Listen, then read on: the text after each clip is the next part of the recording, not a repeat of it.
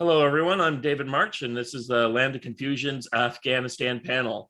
I just wanted to, before we get really into a little bit of details onto what's going on, I set up a member Q&A on Ricochet, and I posted it on a couple other sites because I felt this one might be of interest to a lot more people than just the local crowd. I wanted to give some people, I brought some people who are kind of experts on a little bit on the subject matter of at least history and war. My personal background is as I was telling the guys earlier, I'm a commercial war game designer. I have 4 war games under my belt, and I've written for a few different war magazines and done even a little journalism for them. I've written for Strategy and Tactics, World at War, and Modern Warfare, and Against the Odds magazines. And then I'm going to give you over to Mark, who's written a lot more than me. Well, I may have written a lot more than you have, but most of my study of history has been really as an amateur. My background is in engineering, and then from there to tech writing, and history ended up as a hobby for me, a rather serious hobby. And actually, the reason I went into engineering was because of my love of history, and I felt that was where I could actually make history. But I do have close to 40 books written, most of them on military subjects. Really haven't written much on 21st century military, although I do follow it. So I can probably give you background on Afghanistan in the 18th, 19th, and 20th century, though. Yeah. And another guest is Clark, who's been a colonel. Well, go ahead and describe yourself. Certainly. So my name is Clark Summers. I retired from the U.S. Army on the reserve side in 2013. And in a 30-year career, I spent about a third of that time, about 10 years in mechanized infantry and armor. About a third of that time in Army watercraft as a transportation officer, and the final 30 years, or the final 10 years, was as a chemical warfare officer, particularly in chemical effects, consequence management, and domestic response. So I've had an interesting run. For my sins, the Army sent me to the War College class of 2008, which was a wonderful experience. It's kind of considered the last professional training step for those who have a shot at making general. So I got a number of my classmates made general officer. I had some wonderful classmates who had a very full, wide spectrum of experience. On the civilian side, about 2 decades teaching in K-12 education before finishing my doctorate and moving up to teaching at the college level, where I teach history of Western civilization. Go us. I also teach coursework in international relations. Good. And then we'll end with my co-host Flicker, who must admit, I don't know if you have qualifications in this, but I'm glad you're here. Oh, I'm a retired kibitzer. I'm basically here to listen and enjoy. Yeah, perfect. Okay, so we've had a number of questions. I put a question answer up on Ricochet, and the first one that really came up and I thought would be good is, do we know roughly how much stuff it was asked by Hoyakan, and they want to know roughly how much stuff was left behind. Like, how much stuff has the Taliban got? They seem to have a few fighter jets, but I don't know how long they'll be able to maintain those, but they have a great deal of tanks and APCs. I don't have by any means an exhaustive. I wouldn't even want to try to hazard putting a number on it. In the general experience, when we leave equipment behind, it tends to be older, what the regular Army would consider to be obsolete. I've seen a number of pictures of light-wheeled vehicles, basically up-armored Hummers, M1114, 1113 series, and these were older equipment. These were retrofitted, sometimes upwards of 15, 16 years old. So we're talking that most of the equipment that was donated or given to the Afghan National Army, it was either going to end up in Afghanistan or it was going to end up in National Guard and Army Reserve units. So it's essentially the equipment that has been, it's still certainly serviceable. It's not, I mean, it's not that it was non-serviceable, but it has the unique distinction of the regular Army is done with it and it's being handed down with the expectation of, well, we really didn't want it anymore.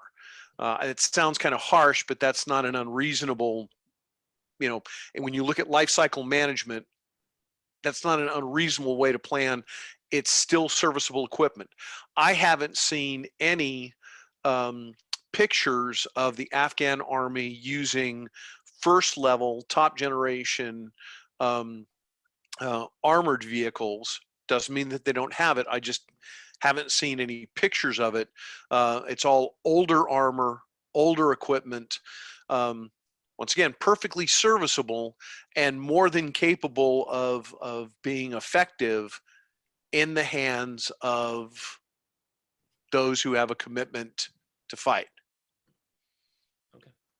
The only thing I'd add to that is I wonder how long it will remain effective, because that's fairly complex machinery and it requires an awful lot of maintenance. Yes, it will be a propaganda victory for the Taliban, but I doubt whether most of that equipment, 90% or more of it, won't be anything more than scrap metal in another 3 months.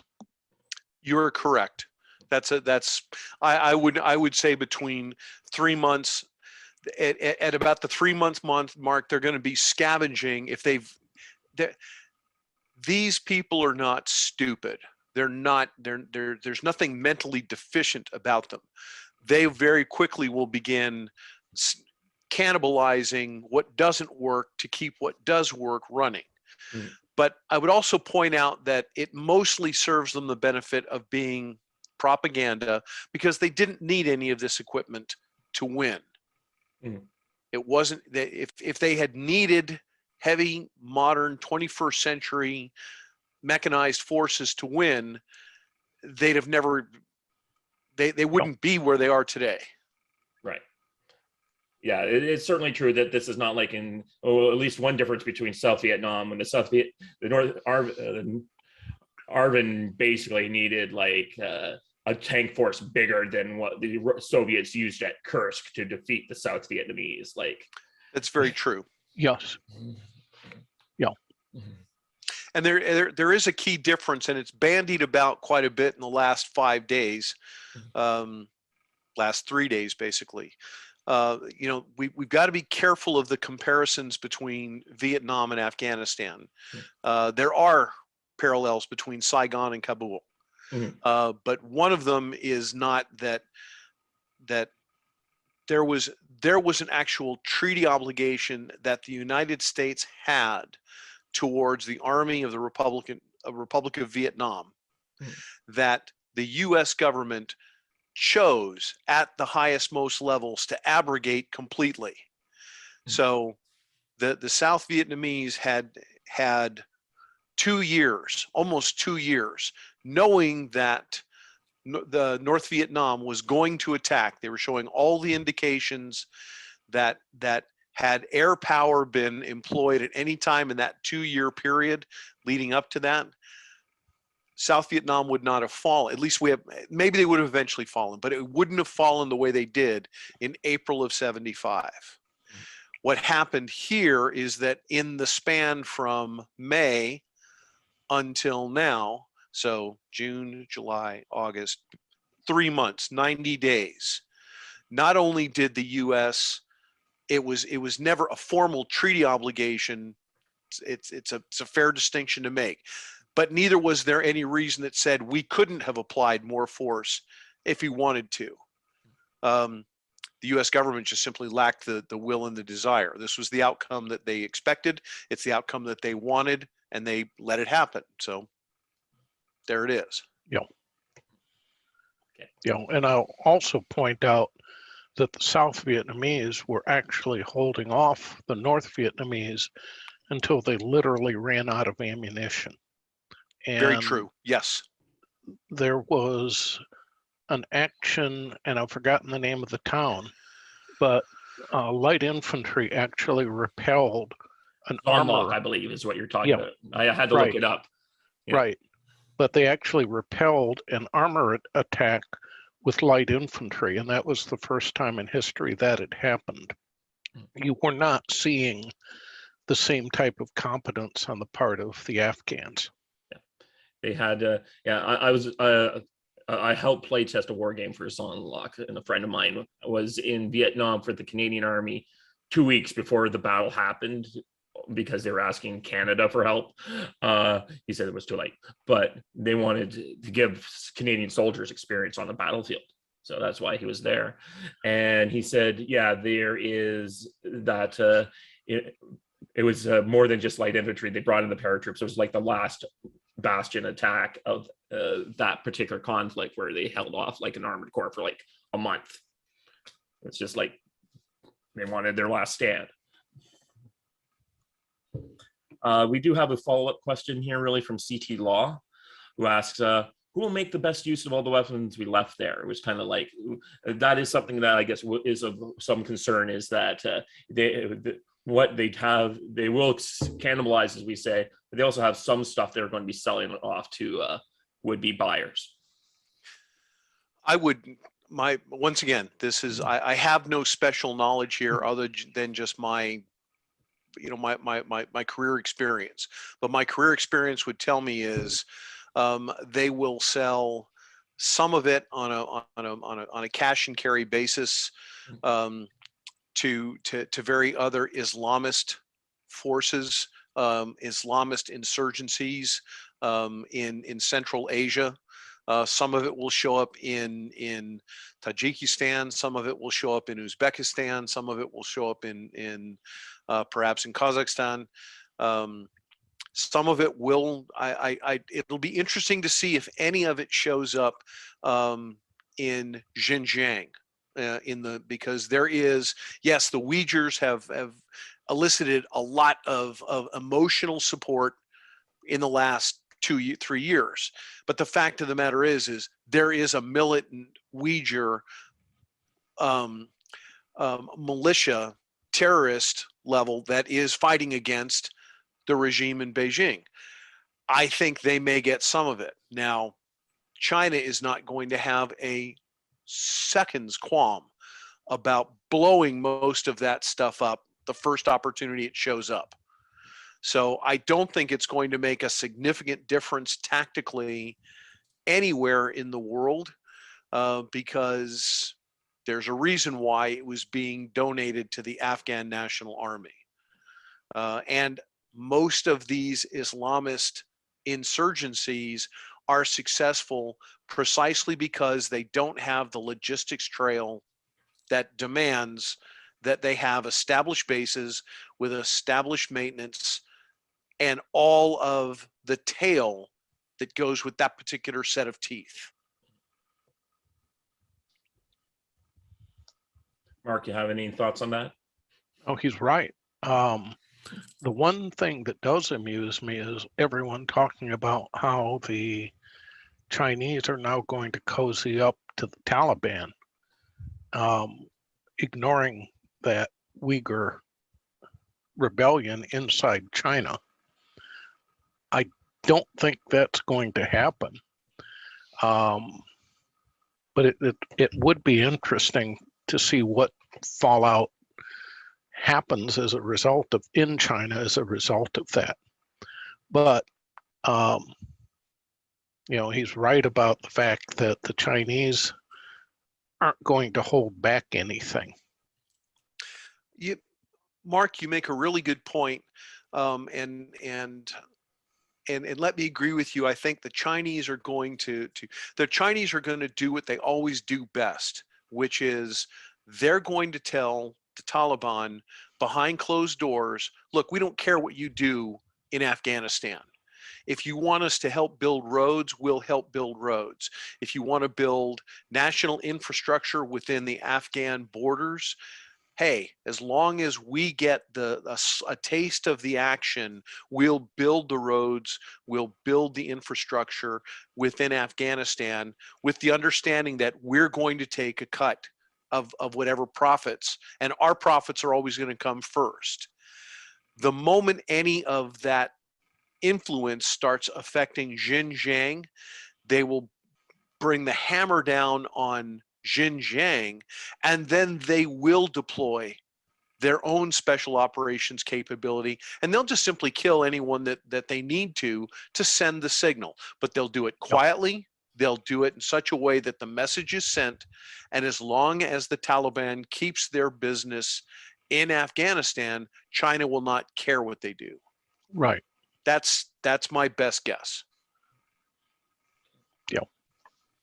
CT Law also asked, will anyone arm the anti-Taliban resistance, Russia? I can say right now, I've been paying a little attention about Russia.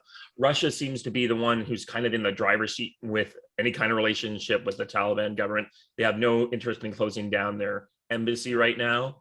They seem to be trying to advise the Taliban to try and keep everything calm and not massacre everyone. And just like get everyone out. So they're using their influence in that way. So it's possible if the Taliban break down in their traditional way, the Russians will start arming people again, but they seem to have a lot of influence. They're the only ones that seem to have any influence right now, other than Pakistan, of course. Yeah. I think that's a fair assessment. It suits Russia's state interest right now, one, to defeat the U.S. in the region, to deliver a blow. Control of Central Asia is going to continue. It has never quit being important. It just tends to get overlooked. But the central high ground of Asia happens to run through that region. It's not just Afghanistan, but that's a key part of it. Yep. And it benefits Russia to be able to, if not have direct control, to be able to influence. And they're going to continue to do that. So it works well into Russian strategic interests at this time. I'll point out that Russia really isn't a superpower anymore. They are, in many ways, they're playing the same role that France did in the 1950s. And the real players are still the United States and China. I think that Russia's economy is now about the size of either Texas or California. So the Russian bear is a little bit emaciated. But That's a good way of putting it, Mark. Yes. That doesn't really matter, because Putin's background is KGB, and he's basically into dirty tricks and opportunistic power grabs. He got the Crimea basically because the Obama administration he knew the Obama administration wasn't going to stop him, even to the point where they wouldn't provide the Ukrainians with anything more than humanitarian aid. The thing that makes the fall of Kabul so dangerous is that Biden has signaled every opportunist in the world that this is your time to grab whatever you want to grab. That's what makes it dangerous. And I can see him playing the role of Neville Chamberlain, having appeased tyrants, suddenly discovering that he has to show that he's tough and going up against them and picking a fight that he won't be able to win. That is, although I would have to say, I don't see I don't see where the current administration is going to. I don't see where on the geostrategic board where the current administration is going to draw that line. There's no reason to believe that China's influence over the. Oh, Parks dropped off there. Give him a couple seconds. Okay. Well, I'm just saying, like, it certainly is true that this everything I'm seeing right now is that the country is sort of in retreat, in the sense that, for instance, did you guys know that on August 24th, I believe it is the national holiday for Ukraine? The United States is not sending a single representative. Well, that would be controversial. Yeah. We can't have that. Yep. And here he's coming back on. Sorry. Yeah, no problem. My Zoom suddenly, boom, disappeared. So I would have to say that if I'm, if I'm Estonia, if I'm Latvia, if I'm Lithuania, if I'm Poland, if I'm the balance of Western Ukraine, I'm looking at the world in the last 72 hours, and I'm having to ask very hard questions. What are we prepared to do to protect ourselves? If I'm the leadership in Taiwan, yeah, I would tell them, be prepared in the next 2 years. It's not going to be that long. And China is simply going to wait. But I would predict that China is going to act in the next 3 years. They're going to act before 2024. Now, I could be wrong, and I hope all of our fellow Ricocchetti will happily remind you, oh, postmodern, you were wrong. That Yeah, that's a great thing to be wrong I'll about. be grateful to admit that I'm wrong. the thing is, what I'm finding interesting is China has a great deal of internal problems, and I could see them just as easily collapsing within 3 years as I could see them going for major military adventures. But again, part of the problem is if they are facing internal collapse, that may well encourage them to adventurism, because what have they got to lose? See, yes, Mark, I think you're right. But that for that very reason, I would say that the likelihood of internal dissent within Han China, actually, I think that tends to encourage. I think Xi realizes that as long as he can keep the outward focus of the Han people on the rising glory of the Middle Kingdom returning to its proper place of being the center hub of the world, which is how that their cultural model, that's their own cultural self-image. Okay, he's managed to successfully mitigate the internal by keeping the outward focus. Like Putin, he has to keep feeding them victories overseas to distract from the internal dissent. Right. I hope that you're right. I sincerely hope that you're right. The thing is that what a lot of people don't realize is what kind of demographic box the one-child policy has put China in. This is a nation that has a religion based on ancestor worship, and for roughly 3 generations, you've had, one child. So you've got people with no brothers and sisters, no uncles and aunts, and if they die, the family disappears. That's going to cause a great deal of problems in a military situation, because the Chinese cannot afford a lot of casualties. This is different than the China of 1950. This is a China made up of only sons. Mhm. And they are not going to want, there will be a great deal of resistance to a bloody victory. If China were to conquer Taiwan, for example, but suffer casualties in the hundreds of thousands, that's a victory that could end up destabilizing China. I can't argue with that, and I wouldn't want to try. I think you're ringing up a whole set of possibilities, and I think you're correct.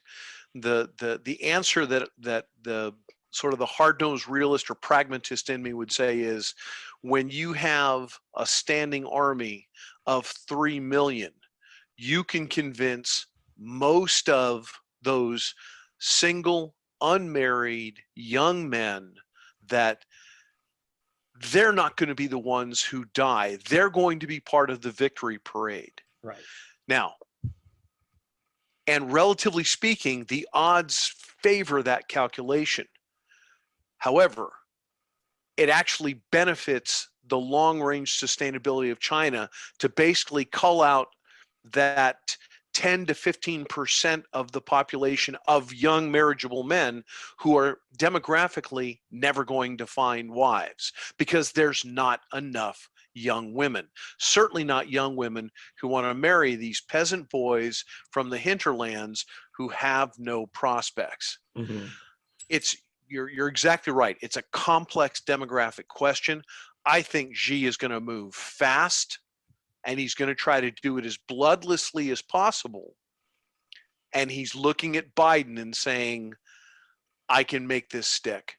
Because one, I personally, this is just my own speculation, I speculate that the Communist Chinese Party, or the Communist Party of China,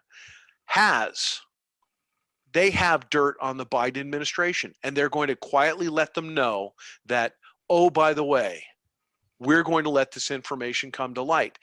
The Biden administration is already disinclined to want to get involved in China and in Taiwan. This is going to provide a little bit of additional incentive for them, aside from the fact that currently the U.S. Navy, including the Marine Corps, is not configured to win that fight. I don't say this just because I'm an Army officer. I'm not saying this out of any parochial. I wish that we were going with a Navy-centric power projection and downsizing the regular Army. I'm on record of saying that.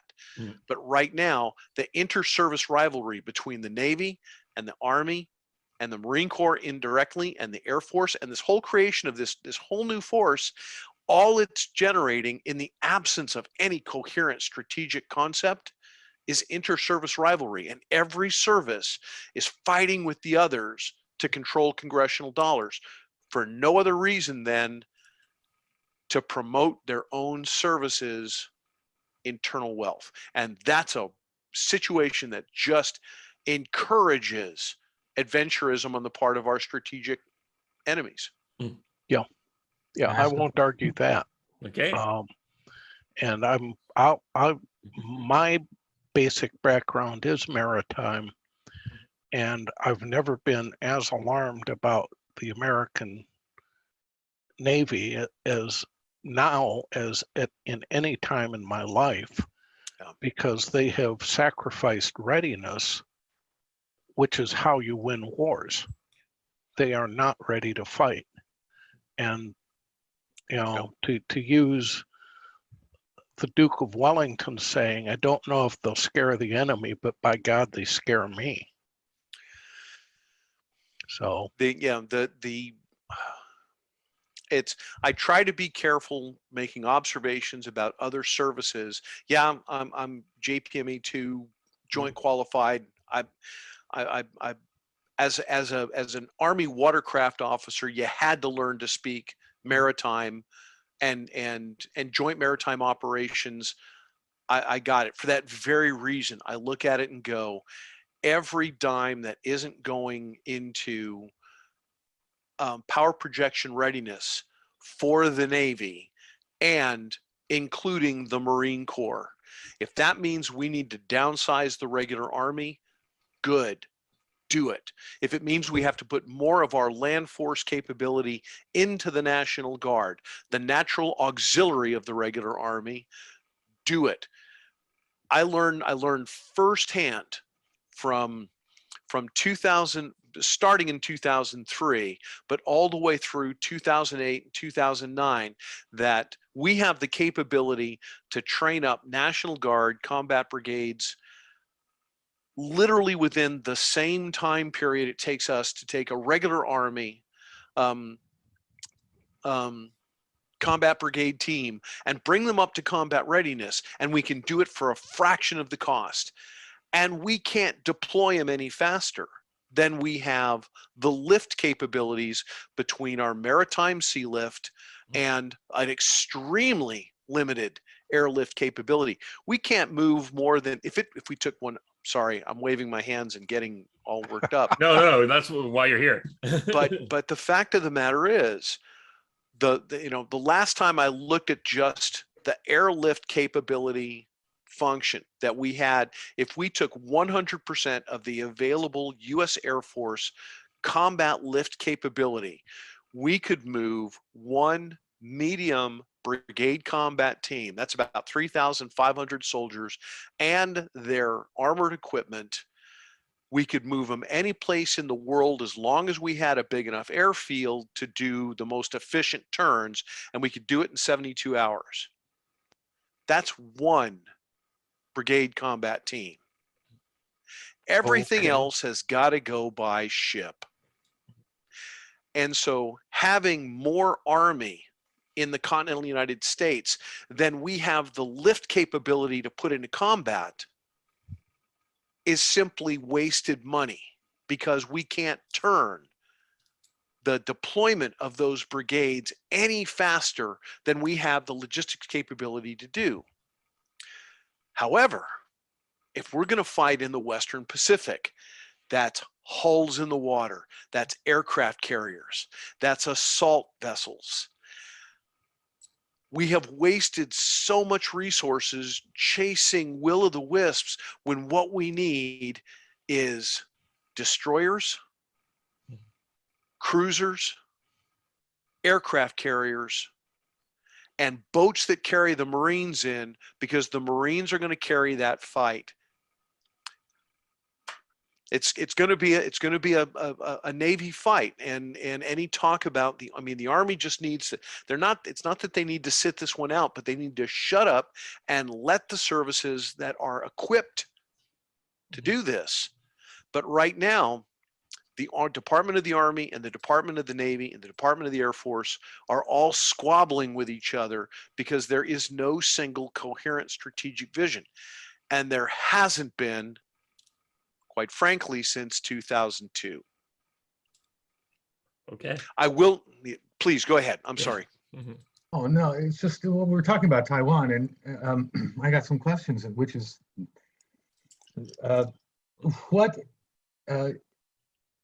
first of all, is Taiwan capable of defending itself from China? I would say probably not. The second question is, how would the United States, what would the United States practically do? And do you think that there's a will to actually help Taiwan this year, if China moves? Two very good questions. Yeah, I can say a little bit about Taiwan. I looked into the battle plans a couple of years ago, and even a few months ago, because a friend was asking me about that. I looked at it. I think Taiwan's actually pretty good. They'll need support, but it'll be a bloodbath if the Chinese try it. I don't think the Chinese are ready. The main thing that's limiting China is sea lift. Right. They can't get enough troops over there to swamp the Taiwanese. Taiwan also has an excellent Air Force, and as far as I know, an excellent Navy. And rumored nuclear weapons. The weakness they have is their army. They depend too much on conscripts, and the conscripts aren't trained So they're sinking a lot of resources into what are essentially useless troops. There was a very good Pacific Century on Ricochet. I think it was last week that gives an excellent overview of Taiwan. But basically, Taiwan is betting on stopping the Chinese at the beaches. And if the Chinese manage to establish a foothold, it will probably end up something like the German invasion of Crete, where once they got on there, they just kept pushing troops in. The real question is, how much damage will the Taiwanese Air Force do to Chinese sea lift and airlift capabilities? Because it's possible that the Chinese land an army on Taiwan and then can't reinforce it.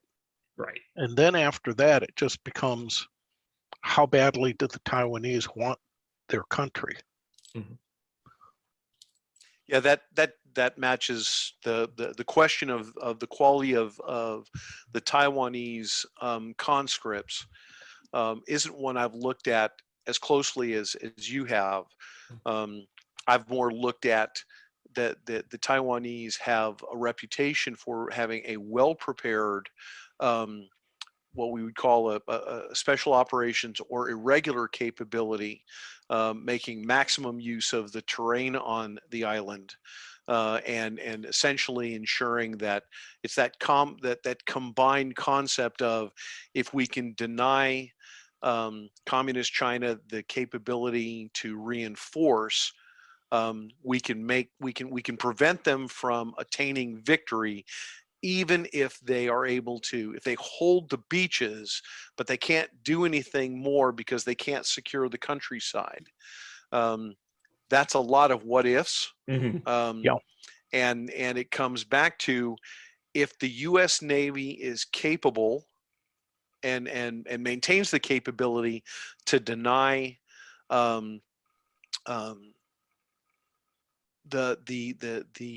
China's control of the sea, and we have the political will to do so, I think Taiwan can win. But those are two big ifs. Yeah, I think you're piling on an awful lot of ifs, especially when it comes to our political will. Yes. Oh, I'm your, no argument for me on that. That's why I'm not nearly as confident as I wish that I was. It's going to depend upon how the president brings it to the American people and explains what Here we go again. number of posts in the last 24 hours. You're breaking up there, Clark. Well, for me, so once he reestablishes control there, we'll bring him back in. Oh, there we go. Okay. From the Bush administration to the Obama administration to the Trump administration, and now we see the effect in the Biden administration. Not once did the commander-in-chief come to the American people and say, here's how we're defining victory. Here's how we're going to measure success. And this is why it's important in measurable terms. Now, this is the kind of thing that from the time I was an infantry company commander, we learned you had to do. You had to tell those you were leading what victory looked like. Because even if you didn't make it to the hilltop, they had to know what that was. Yeah. And so we've had 4 administrations, and now this administration actually they want to see defeat because they've been predicting defeat all along. This is the desired end. If China occurs, if Taiwan occurs the way some of us are thinking it's going to, if the administration doesn't say, this is why China is important, or excuse me, this is why Taiwan is important, and here's what victory looks like, and this is what we're going to fight to achieve in measurable terms, then it won't matter whether the U.S. Navy is ready or not. Yeah. My fear is that as long as the big guy gets his 10%, that's all he cares about. Yes, sir. Well- Yes, sir. I think that is exactly Well, right. does the general staff of the military really have an inculcated sense of victory and its importance? I haven't seen it, I don't think, since, with the exception of Grenada, since Vietnam. Well, I can say one thing. they One of the weren't given a choice, and oh, please go ahead, I David. was just going to say one of the reasons why I did like the elder George H.W. Bush is in Desert Storm. He defined all the terms of victory. He got it and he left. So that's a great example, I think. Yeah. Yeah, and another thing that I'll point out that people often forget is, they say we haven't won a war since World War II, but the Soviet Union doesn't exist anymore. So if we define victory, if we've got a president that believes in victory, and Reagan did when it came to the Soviet Union, having been in my 20s at that time and had flirted with a career in the military, prior to Reagan, virtually every American politician was trying to figure out how to manage our defeat at the hands of the Soviet Union.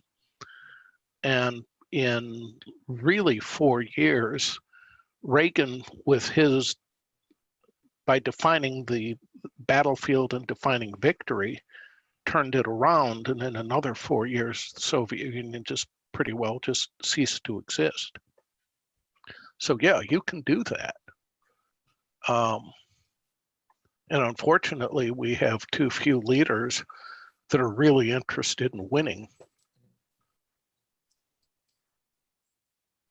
Yeah. Another question comes from Matt Bartle. He was asking about the earlier Trump deal, the May 1st leaving, and what was kind of the big differences. I don't know if you guys really know that, but I kind of looked into it. So the big thing was Biden pulled out the contractors, or the mercenaries is a better word, the way I prefer to call them. But basically there was a group of specialists that were no longer in the army, but were basically doing all the logistics and a lot of officerial work of the Afghan army. And Trump would have left them. And these specialists would, I think that it would have been more like what happened with Saigon or the original Afghan pullout, where it probably would have fallen in a couple of years. But I think if that had happened, and I think Trump would have used continued air power or sold them weapons or whatever. But I think that was kind of the difference. There were a lot of ways we could have slowed down the Taliban advance had the will to slow them down existed. This is really a failure of will more than it is anything else, or as much as it is anything else. It's hard to it's hard to guess what might have happened were we in the first 7 months of a second Trump term. Would President Trump have followed through with what was the framework, the proposed the proposed withdrawal plan? From what I've read, there were specific obligations that the Taliban was at least prepared to, on paper, agree to, in terms of not going on the offensive. Now, asking your enemy not to go on the offensive is a fool's errand. But I would come back to the basic fundamentals of international law, which is it was an agreement between the executive and the executive of two separate sovereign states. It was not a treaty. It had no force of international law. And the moment the Biden administration assumed the responsibility of executing foreign policy, they were under no obligation. If it was a bad deal, they could have said, this is a bad deal. We're under no obligation to follow it. No, on the contrary, this seems to be the one thing that the Biden administration simultaneously will say, it's a bad deal and we have no choice. We have to do it because Trump tied our hands. It lacks any internal intellectual coherence. Could steps have been taken? Yes. I remember discussing possibilities all the way back in 2011, 2012, about what would it take, talking about conceptual plans for holding like a Bagram Air Base and keeping on a rotation basis a brigade combat team on a 6-month rotation basis. And that gives you enough time for battle handoff, bring in a new brigade combat team, just enough combat power to protect all of the air asset and intelligence collections and provide a secure base for all of the irregular and special operations. It was doable. We're talking about a footprint of about 4,500 total troops. That includes the logistics. It includes the Air Force. It includes the special operators. We're talking 3,000 to 4,500 in a defendable piece of terrain. And if a bunch of knuckleheaded, or I should say, knuckle draggers like myself and my colleagues back in 2011 could come up with this kind of a plan, you can't tell me that all the smart generals and all of their staff officers couldn't have foreseen this in the same period of time. Because, my colleagues and I, we weren't that smart. Well, the problem today is that our smart generals are focused on other priorities, such as certain flags flying over embassies. When you haven't won a war and your career as a general is contingent, your future wealth and security is based upon being perceived as successful. You got to find different things to put on your officer efficiency report, because winning the war isn't going to be one of the bullet items. Yeah. So seeking out internal enemies, hey, we can do that instead. If it's what Congress wants to hear, then that's what they're going to provide. I mean, it's the professional officer corps relies heavily upon the ethic of, we always answer to the civilian authorities above us. If the civilian authorities above us, particularly those who are approving our budget requests, want to see a particular course of action, we're going to provide it to them. And we're going to provide it to them with a clear conscience because we've been ordered to do this. And so we salute the flag, we carry out our orders, and there it is. I mean, I don't mean to sound cynical. I understand the ethic that they're working from, but it becomes, once again, a self-fulfilling prophecy that if Congress wants this and it's not illegal, then it's my duty to provide it, and it's my duty to execute it fully and with all of my sincere effort to try to accomplish it. And the fact that that is in conflict with the deeper character issues and the deeper, I would argue, ethic of what it means to be an American service member. They've had that bred out of them.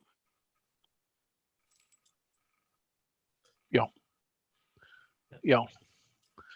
Years ago, Jerry Parnell wrote an essay about the American military, and one of the things that he pointed out was that essentially the president owns the Marines. They're his to do whatever he wants to.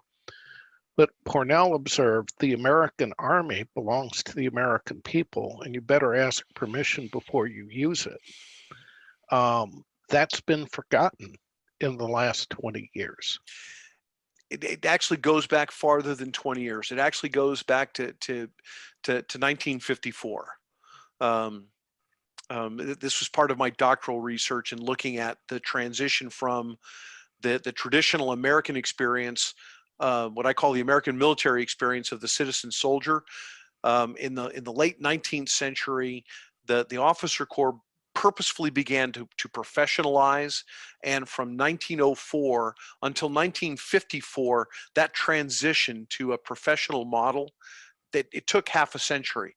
But from 1954 onward, the professional standing Army officer corps has shaped the entire officer ethic. And what we're seeing now in 20 in the last 20 years to today, from 2001 to 2021, in the last 20 years, we've seen the outcome. Is that we have a professional officer corps that is so professionalized that they can no longer differentiate between what their underlying cultural obligation is, what it means to be an American citizen soldier, which they have completely discounted. You hear it every time. Every time I hear one of the professionalists disparage the irregular or militia forces, they've just lost the war to a bunch of irregular militiamen hiding out in the caves, and they can't bring themselves to accept that they lost this war to a bunch of people, to a military force that they consider to be beneath them. It's exactly the same mistake that the British officer corps and the British Army made in the American Revolutionary War. They just can't accept the fact that they have lost to a bunch of uncouth yokels. But they have, and they're going to have to deal with it. The sad part is that happened in Vietnam in many ways, and the officer corps realized they'd made a mistake and rebuilt the American Army in a really impressive manner. And all you have to do is look at the Gulf War to see the fruits of that. Yes. But part of the reason why they succeeded was because, well, pretty much everyone left them alone so they could do their job. Mhm. Once they won in Iraq and liberated Kuwait, all of a sudden they became popular again, and the politicians started playing soldier with the army. Seriously, think about it. I'm not disagreeing with you. It's part of a much deeper conversation that we could have, and we'd bore the rest of our audience to pieces with it. But yes, I know it's what I've seen. As I say, I was commissioned in '83, so the Army that I joined in '83, and I watched it in the process. I joined on the upswing that reached its pinnacle in 90, 91, and then the Soviet Union fell apart, and we had this, and from 91 to 2001, 2003, the Army was all of the military was largely on autopilot, although the civilian Congress was doing its best to repeat the process of hollowing out the military. It was still strong enough in 2003 in Iraqi freedom to accomplish what it was able to accomplish. And then we realized just how hollow everything else was behind it, because the State Department completely failed in what they were supposed to be prepared to do. And in the subsequent years, the struggle in the institutional Army between, do we become a counterinsurgency dominant force? Do we put, conventional high tempo, high intensity conflict? Does that go on a back burner? Well, how do we do that? Well, basically, Chaz, coming back to your original question about generals, it's awful hard to make general in a counterinsurgency, special operations, irregular warfare, militia-based army if you're a professionalist who's used to thinking in terms of career progression in big battles with lots of mechanized infantry and tanks and lots of attack helicopters and close air support and strategic bombing and all of the big pieces. And if that's not what success looks like and your whole career has been focused on that, it's hard to let that go. It's really hard to let that go if you're already anticipating from second lieutenant to general how you're going to get there. And the playing field underneath your feet changes several times. I think that there's been a progression for 100 years, I guess, of moving from a citizen soldier to a professional army, and I forget the anyway. How does on Ricochet? I've asked, hey, why don't we go back? Why don't we reinstitute the draft? And the general opinion is they just wouldn't be that good as a professional army, a corps of professionals. But at the same time, we see that they're taking a lot. They're doing. They've been what? Some people have done 4 tours of duty, and the National Guards have had their lives disrupted by going more than once to the Middle East. Is there any justification for reinstituting the draft? Well, Mark, did you want to tackle this one first? Because my answer is a little unconventional, but if you'd like to go ahead and Well, you know, the one of the things this defeat in Afghanistan has illustrated is that F-16s and atom bombs aren't very effective at controlling a country. Right. And years ago, Napoleon observed that you can do anything with a bayonet. And Talleyrand responded, yes, sire, except sit on them. Because a throne made of bayonets is very unsteady. The thing about the Army's performance in the last 20 years is, yes, they're very professional, but they haven't done what armies are supposed to do, which is win wars. And this is going back to the old stereotype that really was unfair back in the 50s when we had an honest-to-God foe in the Soviet Union about the bandbox soldiers that, you know, had their pretty uniforms and rows of medals that were essentially participation trophies. But you get the feeling that it's morphed into reality. I think the solution is to keep a small professional force, such as the Marine Corps, that can answer problems up to, say, 2 or 3 divisions, have a strong Navy, and kick the Army back to the states. Have Texas raise a couple of armor divisions, or an armor division and a mech division. Have Maine and New England form a mountain division. They can be nationalized in periods of emergency. And the point is that would go back to the American roots. And can you have a professional military with that? I think you can. Certainly institutions such as Texas A&M have been turning out officers that have been every bit as good as those of service academies. The problem with that is it means that the American people have to take ownership of their army. And I don't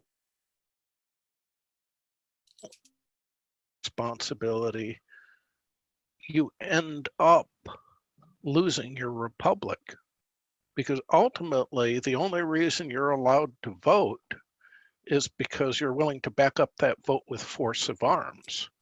And if you're not, it doesn't matter, and we'll end up getting Caesars again.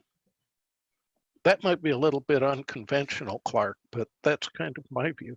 No, actually, I think you summed it up very well. Without disagreeing with anything that you just said, let me share the logistic challenges. If we were to go back to a draft, to a conscription, mandatory conscription, and national service for everyone between the ages of, say, 18 and 24. Well, that represents about 25 to 30%. Let's divide it up. Let's assume that we're talking about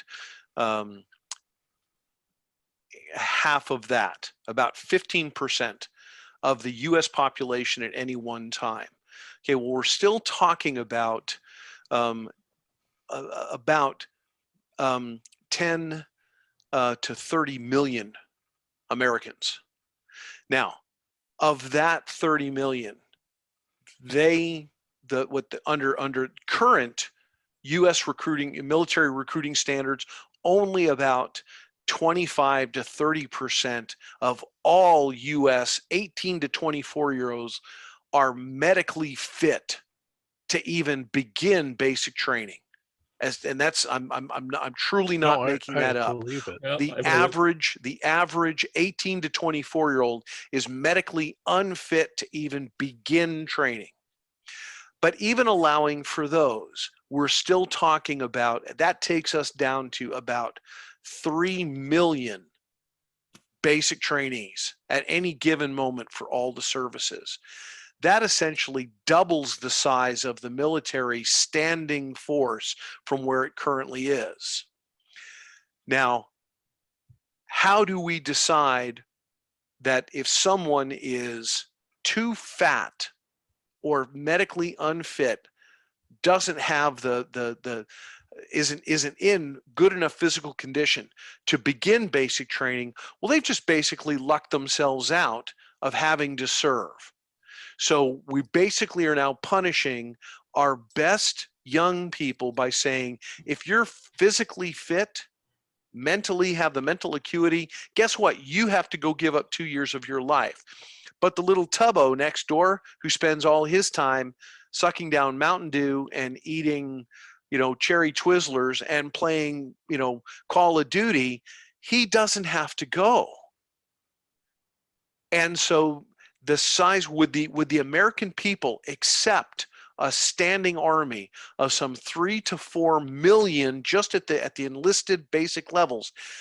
How much does this cost? It would completely overwhelm our current existing training base. So how much do we want to spend to achieve this?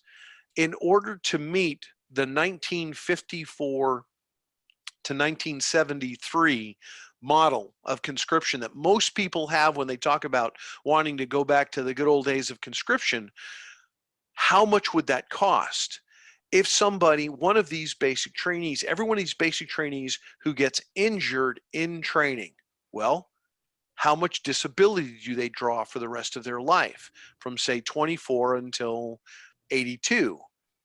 How much does it cost for us to continue to pay that for the civic benefit of them having learned citizenship that they really should have learned in high school? I'm appreciative of what you're proposing, Chaz. I look at it from just having been a training officer in a basic training battalion and looking at what that took, and those were all volunteers. Is the U.S. prepared to pay just the overhead cost to achieve that end, or is there a better way of doing it? I happen to agree with you, Mark. I think that a very small regular army that represents the cadre and the core around which an expanded national army is built return to the first 150 years of our national experience. Yes, military service was expected. It was obligatory. It was one of the requirements for voting, for being eligible to vote. But it happened at the local level, militia, state, township, county. And I would say this is where we should put our focus. And if I see by the end of my lifetime, I see a return to the citizen soldier model, I will consider that my military career will have been well spent. If we can get it back to what our foundation was as Americans. You know, the one thing I'll say about going back to the 1950s model with 3 million, an army of 3 million men, there's always a temptation to do something with that 3 million men. That's what Yes. I was getting to. Yes. So that one actually scares me, the idea that we'd do that. There's Vietnam. There is a very good reason why the founders did not want a large standing army. There's a very good reason why the Second Amendment is there. And it's not so that we can carry handguns to protect ourselves. That's a very good reason, but that's not why the Second Amendment is there. Yeah. And again, back in the 18th, 19th century, people owned artillery pieces. Yeah, I've seen, guns that were used on privateers in the War of 1812. Those were owned by individual citizens. Right. So they weren't arguing about, we should have a few guns, squirrel rifles and things like that. No. Well, I would once again, I would point out, look at what the Taliban was able to accomplish with light arms and improvised weapons. Yep. And the thing is, if you read Kurt Schlichter's columns, he predicts what would happen if there were an attempted military takeover of the United States. Yeah. And it all boils down to logistics. And frankly, the blue sections of the country are hellishly vulnerable to interdiction, and they don't even realize it. Yeah. Well, I want to be careful that why we stay I don't on want to the- drift into the lane of Agreed. being on record of talking a little treason, but No, I think Kurt saying is that- no. I say that with a smile. Yes. Yeah. That people, and the thing is, the romantics that say, we're going to liberate ourselves that way are idiots too. Right. Because it's not going to be the American Civil War. It's going to be the Bosnian Civil War. Anyone who has ever seen anyone who's ever seen a riot up close knows you don't want to be there. You don't want to be in that environment. And so whenever I am talking with colleagues, talking with friends, talking on Ricochet, and I talk about being a Second Amendment absolutist, it's not from the perspective that I have any, foolish romantic notions that this is somehow going to be a, single Lexington conquered and then a Fort Sumter, and then we're all going to be free. No, it's going to be ugly, ugly, ugly, and I don't want to see it in my lifetime, but Right. neither do I want to slough it off onto my sons or my grandchildren. Right. And the thing is that you look at the Antifa types, I'm sorry, they're cosplaying. Yeah, and they got a lesson today in LA again, where some people just started punching them. They had no idea what was happening. But why don't we shift back to Afghanistan for a moment? Yes, sir. One of the things with that, you guys have been talking about the professionalization of the military.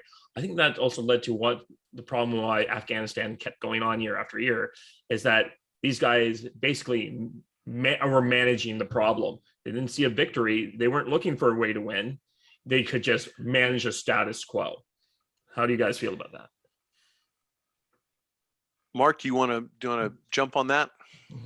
I'll let you go first. Okay. On this one. It comes back to that because there was no clearly defined criteria for how we were going to define victory, what was going to be the performance measures, what were the quantitative and qualitative measures. Now, these are basic things that are drilled into us all the way in our earliest command levels that were required. Now, the fact that none of the general officers for 20 years were demanding of the civilian authorities that you have to provide these for us. Why could they get away with it? Because in their professional career, they knew that if they could manage the problem for the 12 to 18 months that they were responsible for it, they were going to rotate to their next duty assignment. If they got out with a good evaluation, perhaps a couple of medals, got the right merit badges, and they would go to the next assignment and they were successful. Now, the fact that they hadn't changed the situation, they can legitimately say, this wasn't my shortfall. I was never held accountable for what victory was. I met the performance measures I was told to meet. I did my best. If you'd given me a harder problem, I'd have worked it, and I'd have, and to their credit, they would have worked it into the ground. But they weren't required to do that because there was always the expectation that if I didn't have to solve it, I could move on. And whether the problem was still there or not, I no longer needed to think about it. And if in 2 or 3 duty tours later, I ended up, and when the first time I was in Afghanistan, well, I was a company commander, okay? But after my 365 days on the ground, I was out, okay? Maybe I had to write some very unpleasant letters home to parents and say, I'm terribly sorry.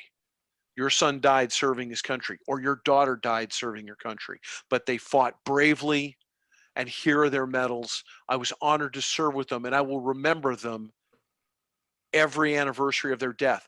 And I've talked to my colleagues, I've talked to my peers, and they feel these losses personally.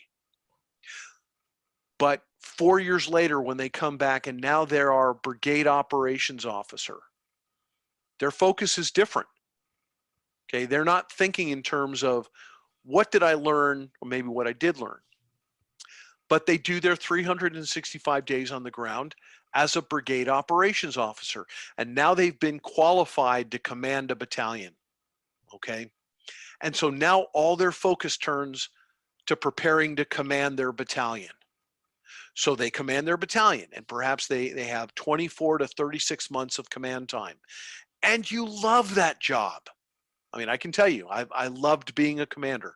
I got to be a battalion commander twice. I got to be an 06 commander of a CMU. I loved command. It was wonderful. It was the worst job that I loved always. Okay. But when you finish that and you then go to your next staff or duty assignment, because unlike World War II, when a division went into combat in World War II, it stayed in combat until it was either completely expended or the war was won. Everyone understood, one, what victory was, and they knew they weren't going home until victory was achieved. For the last 20 years, that hasn't been the case. I remember the first 120 days after 9/11. I remember clearly what my slice of the war was. I wasn't in Afghanistan, but I was doing Afghanistan support work for the troops that were in there. So I remember that very, it's like a bright one, the shining memory. Okay. But we also understood that once the Taliban was defeated, we thought that was victory. We thought that was it. Well, it turns out it wasn't. 19 years and 11 months later, here we are. Yeah. I don't have a good answer for it. But coming back to the original question is, the professional military has no real incentive. As a matter of fact, has a number of disincentives to want to take the personal risk to their career to stand up and say, this is wrong, and I'm not going to continue to be a part of it. Okay. That's sad. Right. But it's the truth. Agreed. Or I I'm not should say, saying it isn't. it's the truth as best as I can convey it. And if any one of my professional colleagues were also on this podcast, they might look at me and say, you know what, Clark, you're full of shit. And I'm sorry, you're full of horse pucky. And no, here's all the reasons why you're wrong. And they could say that. I can think of officers, professional officers, as they say, who are general officers, retired as general officers, who I have tremendous respect for. And I know they would disagree with me, because we had these arguments, you know, over beers in the officers club at Carlisle Barracks. I respect their opinion. I just happen to think that I'm right. I happen to think you're right too. Yeah. I've started work on another book, this one about the capture of the U-505. And what fascinates me about it was Gallery's attitude was, if you don't win, nothing else matters. Yes. Gallery was the commander of the task group that captured the U-505. And more than that, he's the one that came up with the idea of, oh, we can capture a submarine, and turned it into reality. And if you think about it, it really was a crackpot idea. Yeah. But again, maybe that was a different war, but he was definitely willing to go against the grain to achieve his ends. And he certainly ended up retiring with a lower rank than he would have otherwise because of that. He ended up getting involved in the revolt of the admirals, which is, again, we're getting a little bit far afield, but it all ties in together. And the thing that really disturbs me more than anything else is that when all the dust settles, you won't see a single general resign. No. You won't see a single general relieved. You won't see any changes. And they'll justify that by saying, well, we did what we were supposed to do. We did what we were ordered. We did what Congress and the president and SecDef told us to do, and we told them it couldn't be done, but they told us to do it anyway, so we went ahead and did it. Yeah. Once again, I'm waving my hands around. David, do we have any more questions from? We do have a couple more from Rick. Yeah, I'd like to give them a chance to get their questions answered. Yeah. Okay. So Dolonius asks, will Afghanistan be a fleeting memory and just another messed up place in the world, or will this come to haunt us in the years to come? My prediction is it will haunt us in the years to come. It will haunt us because, in large part, because it'll make it a great deal more difficult for us to get allies. Because people will figure when the going gets tough, we'll cut and run. I agree. I think it's going to, in a geostrategic standpoint, loss of control, loss of a stable ally in Central Asia is going to hurt our interests. And from a qualitative standpoint, it's just made it this much harder now for us to reassure our NATO allies in Central Europe, in the intermarium, those who are closest to a hostile Russia that seeks to reabsorb them, if not literally, but figuratively. Yeah, I think this is going to haunt us. I think it's going to affect our national psyche. mean, I remember from 1975 until 1981, even 83, the whole concept, you know, what are the American people going to do? Are they going to take the Afghan and Iraq veterans and just simply not want to hear any more about him? Are they going to dismiss them? Are those young men and young women going to essentially go under the radar, as it were, but still affect the national culture? The very part of, you know, going back, Chaz, to your question about the draft, in the all volunteer army, it was the young men and later the young men and young women from the parts of the country that tended to see the military as being honorable, even in the face of poor leadership. Are those young men and women going to continue to see the military as being a worthy commitment of their lives? Are families going to encourage their sons and daughters to join the military?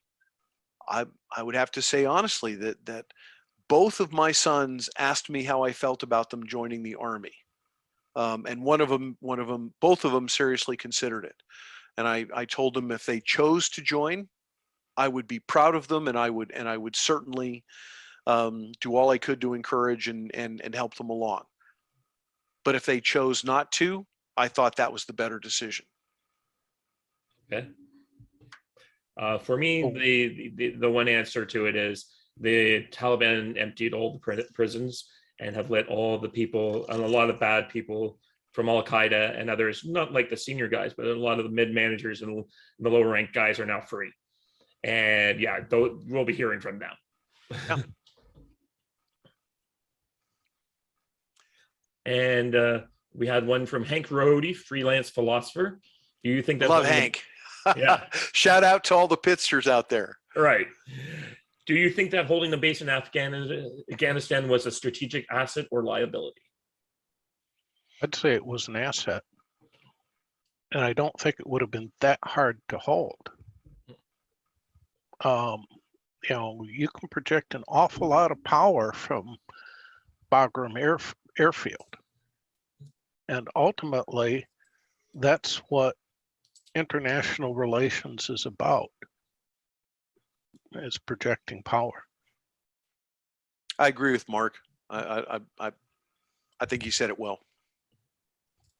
Yeah, for me, I actually advocated at Origins War College a few years ago to get out, because I just thought it was, because of the problems we've been talking about managing, and it just seemed like the war was being managed and should really be setting up. And the other problem is people said that this was like a country that we had it wasn't. I don't think it was sustainable, but I don't think the problem was being managed as well as people have thought, looking at what happened with the Army when it collapsed. There was a 20,000 man regular army. That was a real force called the Afghan Commandos. They're based on Ranger battalion lines. They were being attrited and forced to continue doing upper tempo missions constantly, and they were running out of guys. And I think that had, even without eventually a large amount of more power brought in, that this country would have collapsed anyways. And I think, and the problem is, it was like it goes back all the way back to the real culture of the country. There was two major institutions that really could have held the country together and held them over the centuries. And one was Islam, and the Taliban have that. And the other was the monarchy. And Americans don't go around installing kings anymore, or ever. That's more a British thing. So there was just no, like, this country had gone through decades of civil war. There's a lot of corruption and graft. Like, the president of the country left with 4 truckloads worth of just raw cash. And like a comment I made earlier today on somewhere, I said something to the fact that for a large amount of the people in the countryside, the government forces were brigands being backed up by an out-of-touch capital, and who was being backed by a foreign occupier. And it's a hard thing to say. I know Americans don't want to hear it, but that's the real reason why this was lost. David, no disagreement with any of the good points that you just made. Mhm. I would say that the original question is, was it worth maintaining a base there? Yeah. Yes. Mhm. The conditions that define that base, there's a broad range of conditions, and having to be able to take the harsh and hard-nosed realist perspective of the base is there to allow us to project power throughout the region, and we leave it to the Afghan people to settle their own peace. Afghanistan doesn't exist as a true nation state in the Wilsonian model anyway. Never has. It never has, and I see no reason to expect that it's going to. Don't get me off on my rant about Wilson. Yeah. I think many of us can agree that he was one of the worst presidents ever. Yes. Well, let me put it this way. I'm Greek. I can give you a real rant about Wilson. Yeah, we should do that in a separate future episode. I think that'd be a good idea. Yeah, we can get together and bash Wilson. It's a target-rich environment. It is. Yeah, but I think the way to maintain probably one from the beginning was maybe you do keep Bagram with a brigade combat team, but after 2001, the war was won. Yeah. And Mission Creek came in and just extended this thing forever. Yeah. And like all you had to do was really Northern Alliance is taking Kabul, declare victory, get most of the troops back out, and just send the Northern Alliance guys a couple billion a year. And if President Bush had said, that's how we're defining victory, and here's the conditions on the ground, boom, then the last 19 years are completely different. Right. I'll also point out another possibility that was ignored, and that is that with control of Afghanistan and Iraq, we had Iran flanked on two sides. We should have gone after Iran. I thought the reason we were staying in Afghanistan was as part of a springboard against Iran. And Iran is another state that would have been extremely vulnerable to American insurgency. I mean, if we'd just gathered up the rifles that the Iranians were smuggling into Iraq and airdropped them over cities in Iran, the mullahs would have almost certainly fallen, and if not fallen, they would have had so much of a problem with their own people, dealing with their own people, that they couldn't make mischief outside of Iran. Instead, we just left them alone. Interesting discussion, but it's all speculative. I honestly believe that the conditions on the ground in 2011 were such that it would not have taken, we would not have needed to put any kind of conventional force on the ground, either the east or the west, in order to destabilize Iran and return it to the Iranian people. But another discussion for another time. Yeah. We had one more question. I think it's a good one to kind of end on. It's not from a ricochet, but it was from someone else. Where is this? Where are we going from here?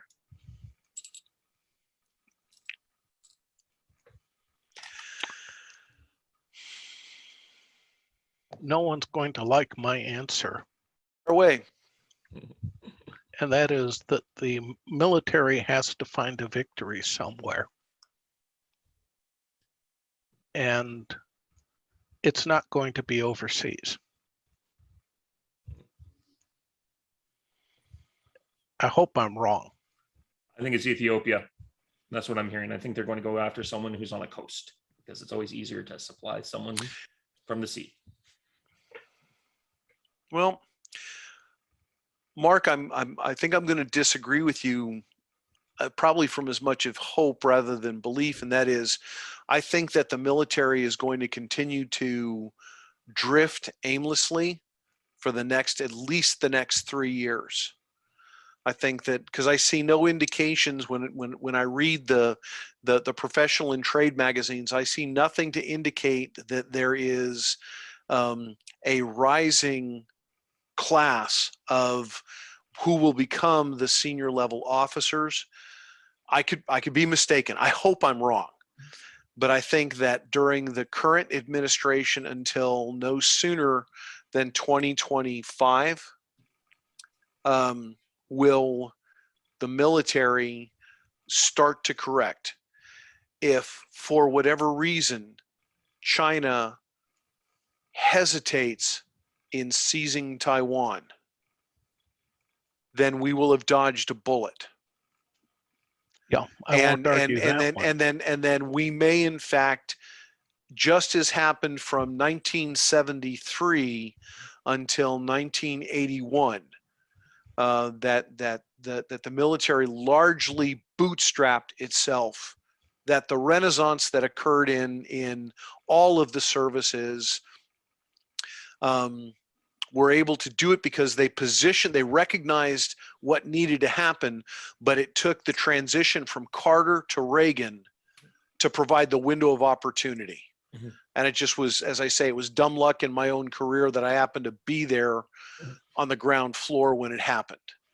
You don't know how lucky you were on that. I graduated in 1979, and I was an ROTC, and at that point I was offered 6 years in active reserve, and I decided I took it because the Army is so screwed up. Do I really want to be associated with it?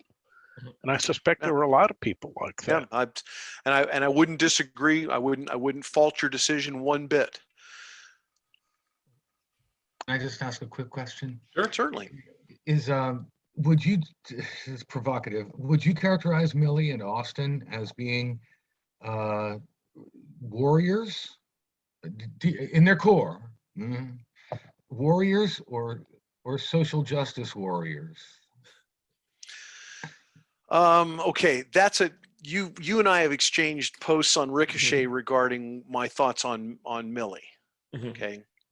No, I don't think either one of them is. Neither one of them is. There's a difference between a warrior and a soldier, and I prefer to think of them as soldiers. Either they're soldiers or they're not soldiers. Neither one of them are soldiers.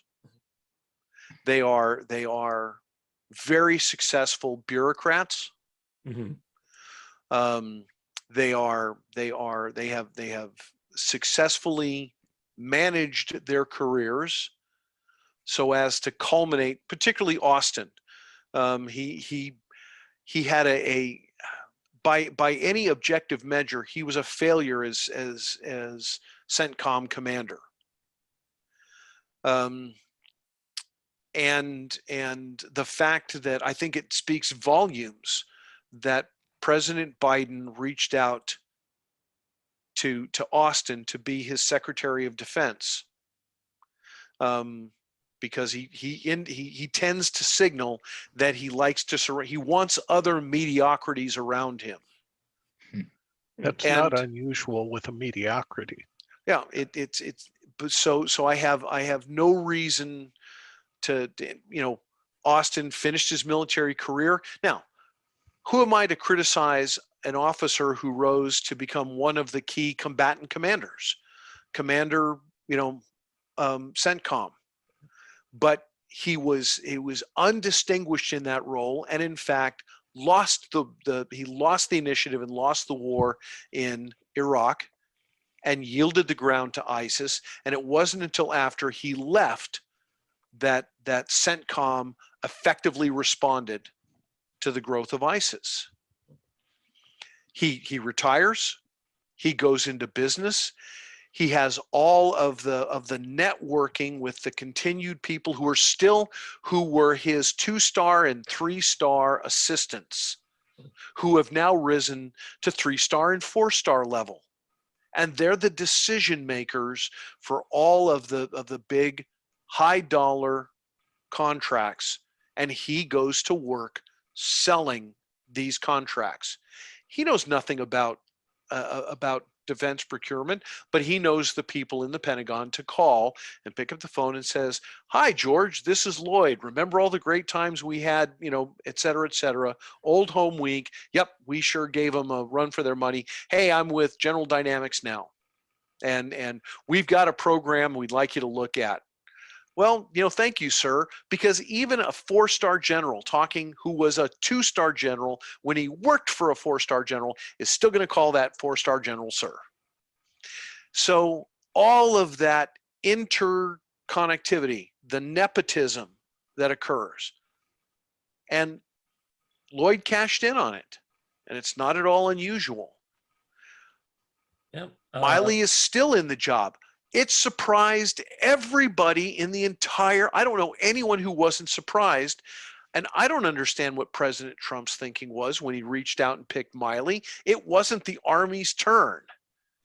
Miley, it was expecting, he probably had everything lined up for his retirement. And Trump calls him up and announces that he's picking Miley for chairman of the Joint Chiefs. And Miley's probably going, I didn't ask for this job. When the president calls, you take the job. Yeah, there's a number of people who say that the Trump's greatest failing of all his great failings is his inability to pick good people. It applied in this case, yes. Right. So do I think Miley and Austin are? Do I think of them as? Do I respect them as soldiers? No. But then again, I'm a little old, retired officer, and who the heck am I to have an opinion? Would I want them in the hole next to me? No. If they were in the hole next to me, I'd do my damnedest to fight with them as best I could, but I wouldn't ask for them. Yeah, it seems to be the great sin of the Obama era, as far as I'm concerned, is the top heavy politicization of the generals. Just they kicked out all the guys who were the operators and promoted the bureaucrats. Yeah. Very late stage Soviet of them, I should say. Yeah, it's scary. For me, I think one thing I'll say is that about where we're going from here, I'm going to talk a little bit about the next few months in Afghanistan. For what I can tell, I think it looks like the Taliban have a more, I guess the realists are in charge of their organization right now. I'm hearing that's about 2/3 of them, or 60%, and the other 40% are the usual hardline crazies. So those guys are in charge right now. They seem to have, they're doing whatever they can to get America and the West out. And they're deliberately avoiding any of the atrocities that everyone thinks is coming, and I have no doubt will be coming. But they're just going to spend the next 6 months just getting everyone out, trying to be stable. But once their standard operating Sharia courts start going out there and start chopping off hands and heads, yes, it will be bad. Yeah. But it's this idea that we're going to see, I don't think the Taliban want America back. And they know that if they bring something like Al-Qaeda or some of bin Laden types into their country and start arming them, it'll just bring they might be in the same mess they are. So they'll going to sell their weapons. They're going to let all those guys, they escape loose. But I don't think we're going to see what's his name? McMaster's big worry that they're going to start running up full-scale Al-Qaeda again. That's just not, they learned their lesson. Could be. I mean, we'll see. We'll see. The thing is, at least in the short term, I think that's probably the next couple of years. If they do launch another attack at the United States, we aren't going to intervene with ground troops in Afghanistan. It will be turn it into rubble and make the rubble bounce. Yeah. Yeah. Well, David, did we have any more questions from the audience? I don't really see. She asked us, how is the mixed messaging on top of intelligence failure, even possible? I think we've kind of covered some of that already. I don't have an answer for that. Your guess is as good as mine. I just would have to say is I can't imagine how the professional intelligence community can even face themselves in the mirror and but then again, we saw what happened the last 4 years within the previous administration. I your guess is as good as mine. Yeah, for me, looking at it, it seems to be, someone said earlier in the comments, they said something to the fact that Trump gave them 18 months to put plans together before the May 1st date. That the generals and the intelligence staff really worked their best to avoid having to do the work in the hope that Biden would come along and save them and allow them to continue the current situation. And for whatever reason, and looking back on Biden's history, it should not have been quite a shock that he would order a total pullout in the way he did. I mean, I did not expect a McCarthy level abandonment of Vietnam kind of level, but I did. I fully expect them to let the mercenaries and the other guys stay there that were going to be there. No. And I thought he'd do some more airstrikes, but I did not expect the total collapse here.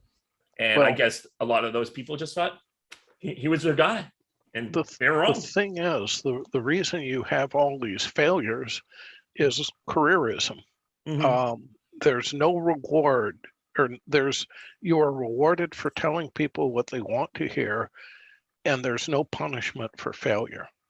As long as you get along, you go along to get along, that's all that counts. The problem is, one of the reasons why the military has been traditionally more efficient than civilian branches of the government is because ultimately, if military officers fail, it's their lives that are on the line. The thing about the various NASA failures, the people that were making the decisions were never punished and frequently rewarded. But in a battle, you make enough bad decisions, you end up dead and remove yourself from the gene pool. Unfortunately, it looks like we've managed to neutralize that advantage of military service. And they just reward the timekeepers. I think that's a very good observation. Okay. It's not what I want to make. The truth is the truth. Yeah, it kind of reminds because me it's of unpleasant. the 2008 financial crisis and the fall of Lehman Brothers, and everyone thinking these banks are too big to fail. And Afghanistan, for a lot of the military and intelligence community, assumed it would be too big to fail. But George W. Bush did kill Lehman Brothers, and now we're seeing the results of Biden killing Afghanistan. On that note. Yeah, on that note. Yeah. Yes. On that, other than that, Mrs. Lincoln, how was the play? Yeah, perfect. Okay, guys, I hope this has been a pretty enjoyable night, and maybe we'll do something like this in the future when we can talk about some other things. Been a pretty good panel, I think. I certainly enjoyed it. Thank you very much for inviting me. Yep. I guess we'll see between the number of hits that we get, the number of listens, and the number of positive comments. If everyone comes back and says, yeah, don't have that guy back, then let's pick someone else. Yeah. I hope that it was enjoyable, and I certainly obviously I enjoy talking about it. Yeah. Okay. Yeah, Bye that was bye, great. guys. See you guys in the comments on Ricochet.